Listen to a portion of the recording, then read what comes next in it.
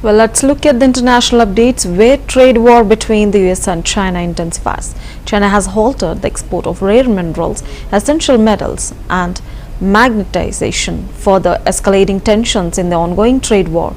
This move from Beijing is likely to pose significant challenges for companies in Western countries involved in defense, electronics, automobiles, aerospace, and semiconductors. China is in the process of drafting new regulations for exports. Until those rules are finalized, the exports of magnets from the Chinese ports has been suspended. This development was reported in the media article. Once the new rules are implemented, some companies may face a permanent halt in the supply of these critical materials. This the decision by China is seen as a direct response to the trade war initiated by US President Donald Trump.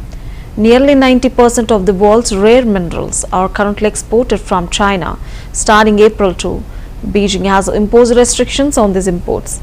This came after the US imposed a 54% tariff on Chinese products.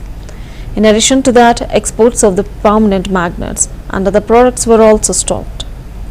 Replacing this shortfall could become a major challenge for the US.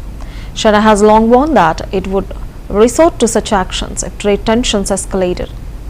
The consequences of this move are not limited to the US.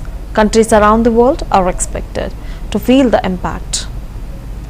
China is using its dominance in rare mineral mining and processing as a strategic weapon. Alongside this, there may also be limitations placed on export licenses. American companies like Lockheed Martin, Tesla, and Apple heavily depend on China for these essential raw materials. Though the US government holds reserves of rare earth minerals, they are not sufficient to meet the needs of its defense contracts.